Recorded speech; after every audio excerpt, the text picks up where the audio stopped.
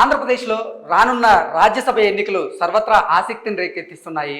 మొత్తం 3 రాజ్యసభ స్థానాలకు గాను ఎన్నికలు జరగబోతున్న నేపథ్యంలో ఒక్కొక్క రాజ్యసభ స్థానానికి 58 మంది ఎమ్మెల్యేల సపోర్ట్ అవసరం కాబోతుంది. ఈ నేపథ్యంలో అధికార వైసీపీకి 151 మంది ఎమ్మెల్యేల బలం ఉండగా టీడీపీకి 23 స్థానాల్లో బలం ఉంది.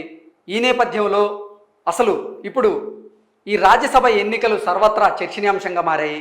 ఎందుకు చర్చనీయాంశంగా మారాయి అనేది మనం ఒకసారి స్క్రీన్ మీద చూసేటువంటి ప్రయత్నం చేద్దాం.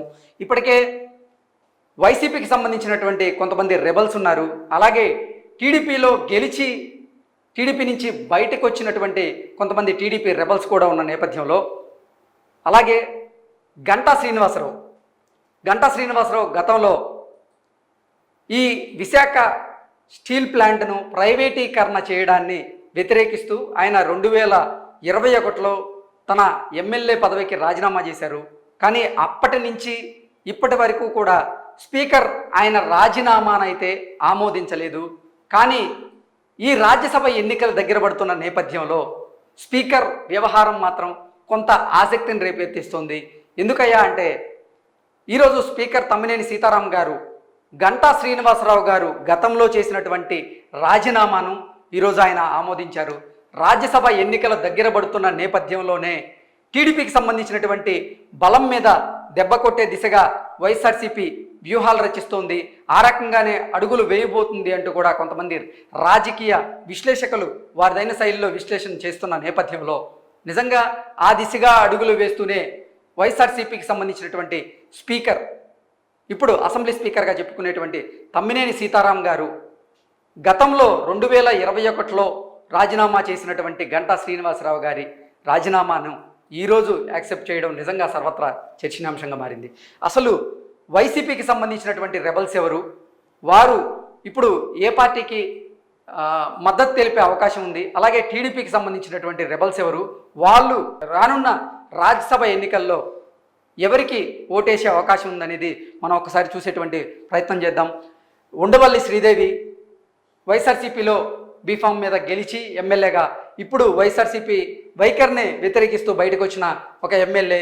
అలాగే ఆనం నెల్లూరు జిల్లా నుంచి 2 ఎమ్మెల్యేలు వైఎస్ఆర్సీపీ వైఖరిని అలాగే జగన్మోహన్ రెడ్డి వైఖరిని వ్యతిరేకిస్తూ కూడా ఆనంతో పాటుగా మేకపాటి, అంటే మొత్తం నెల్లూరు జిల్లాకు సంబంధించినటువంటి 3 నేతలు, ఆనంతో పాటుగా మేకపాటి చంద్రశేఖర్ రెడ్డి అలాగే కోటంరెడ్డి శ్రీధర్ రెడ్డి, వీళ్ళు 3 కూడా జగన్మోహన్ రెడ్డి వైఖరి నచ్చక ఆ పార్టీని విభేదించి బయటకు వచ్చినటువంటి ఈ 3 కూడా రానున్న రాజ్యసభ ఎన్నికల్లో టీడీపీకి ఓటు వేసే అవకాశం ఉంటుంది అని నిజంగా వైసీపీ గ్రహించింది. ఈ నేపథ్యంలోనే వీళ్ళ మీద అనర్హత వేటు వేయాలి అంటూ కూడా వీళ్ళు గతం నుంచి డిమాండ్ చేస్తున్న నేపథ్యంలో ఇప్పుడు రాజ్యసభ ఎన్నికలు దగ్గర పడుతున్న నేపథ్యంలో వారి మీద అనర్హత వేటు కూడా పడే అవకాశం ఉందంటూ కూడా కొంత సమాచారం అందుతుంది. అలాగే టీడీపీ బీఫామ్ మీద గెలిచి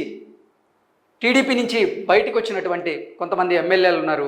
వాళ్ళు రానున్న రాజ్యసభ ఎన్నికల్లో వైసీపీకి క్రాస్ ఓటింగ్ చేసే అవకాశం ఉందా, లేదా అసలు నిజంగా టీడీపీ మీద అభిమానంతో మళ్ళీ టీడీపీ వైపే వచ్చే అవకాశం ఉందా అనేది కూడా చూద్దాం. గతంలో టీడీపీ బీఫామ్ మీద గెలిచినటువంటి వల్లభనేని వంశీతో పాటుగా మరికొంతమంది నేతలు ఉన్నారు. వాళ్ళ పేర్లు ఒకసారి మనం చూసేటువంటి ప్రయత్నం చేద్దాం. సో టీడీపీ బీఫామ్ మీద గెలిచి ఇప్పుడు టీడీపీ నుంచి దూరంగా వెళ్ళిపోయినటువంటి కర్ణం బలరాం గారు, అలాగే వల్లభనేని వంశీ గారు, మద్దాల గిరి, అలాగే వాసుపల్లి గణేష్ పై, అంటే వీళ్ళు కూడా గతంలో టీడీపీ నుంచి గెలిచి ఇప్పుడు టీడీపీకి కొంచెం దూరంగా ఉంటూ వస్తున్నారు. వల్లభనేని వంశీ ఓటు అయితే టీడీపీకి పడే అవకాశం అయితే లేదంటూ కూడా కొంతమంది రాజకీయ విశ్లేషకులు చెప్తున్నారు. అలాగే కర్ణం బలరాం గారు అయితే తిరిగి మళ్ళీ టీడీపీ గూటికే రాబోతున్నారంటూ కూడా ఇప్పుడు సోషల్ మీడియాలో ఒక వార్త చక్కర్లు కొడుతున్న నేపథ్యంలో మళ్ళీ కర్ణం బలరాం గారు కనుక టీడీపీ వైపు అడుగులు వేస్తే రానున్న రాజ్యసభ ఎన్నికల్లో ఆయన మళ్ళీ టీడీపీకే ఓట్ చేసేటువంటి అవకాశం మనకు కనపడుతూ ఉంది. అలాగే మద్దాల గిరి కూడా టీడీపీ నుంచి గెలిచి ఇప్పుడు వైసీపీకి మద్దతు తెలుపుతున్నట్లుగా కూడా కొన్ని వార్తలు బయటకు వచ్చిన నేపథ్యంలో ఈ రాజ్యసభ ఎన్నికల్లో మద్దాల గిరి గారు వైసీపీ వైపు నిలబడే అవకాశం ఉంటుందంటూ కూడా కొన్ని వార్తలు మనం చూస్తూ ఉన్నాం. అలాగే వాసుపల్లి గణేష్ కూడా వైసీపీ వైపు నిలబడబోతున్నారు అంటూ కూడా కొన్ని వార్తలు వస్తున్న నేపథ్యంలో వీరందరికీ చెక్ పెట్టే విధంగా టీడీపీ అధినేత చంద్రబాబు గారు ఒక వ్యూహాన్ని రచించారు.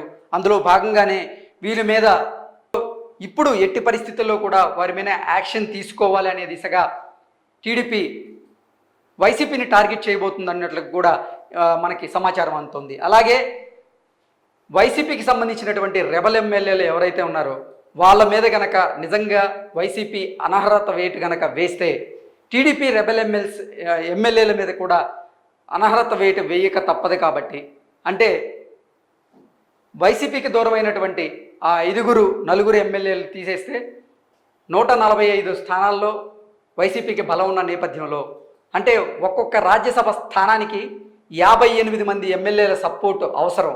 కాబట్టి ఈ 3 స్థానాలు కూడా వైసీపీ గెలుచుకునే అవకాశం ఉందంటూ కూడా కొంతమంది రాజకీయ విశ్లేషకులు తమదైన శైలిలో విశ్లేషణ చేస్తూ ఉంటే, మరికొంతమంది విశ్లేషకులు మాత్రం గతంలో జరిగినటువంటి ఎమ్మెల్సీ ఎన్నికలను ఒకసారి గుర్తు చేస్తున్నారు.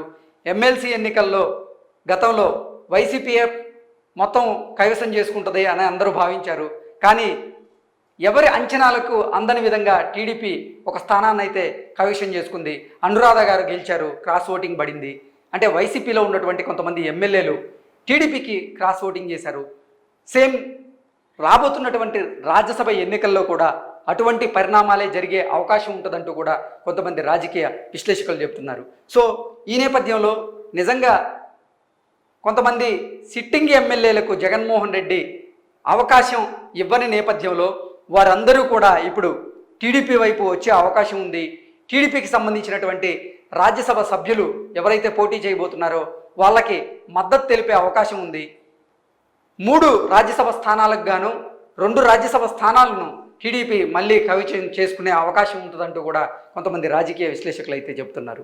అంటే జగన్మోహన్ రెడ్డి వైఖరి నచ్చక, జగన్మోహన్ రెడ్డి తమకు మళ్ళీ సీటు ఇవ్వకపోవడం వల్ల వారు వైసీపీని వ్యతిరేకిస్తున్నారు, జగన్మోహన్ రెడ్డి వైఖరిని వ్యతిరేకిస్తున్నారు.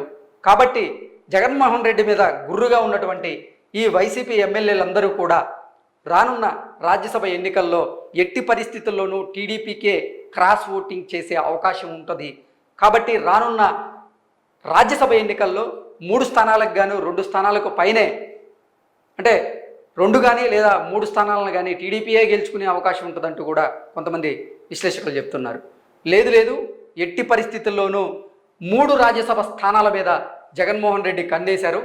ఇప్పటికే తనకి 151 ఎమ్మెల్యేల మద్దతు ఉంది. కాబట్టి ఆ 151 ఎమ్మెల్యేల మద్దతుతో ఎట్టి పరిస్థితుల్లోనూ 3 రాజ్యసభ స్థానాలను కూడా జగన్మోహన్ రెడ్డి కైవసం చేసుకోబోతున్నారంటూ కూడా కొంతమంది రాజకీయ విశ్లేషకులు చెబుతున్న నేపథ్యంలో ఈ రాజ్యసభ ఎన్నికలైతే ఇప్పుడు ఆంధ్రప్రదేశ్లో సర్వత్రా చర్చనీయాంశంగా అయితే మారాయి.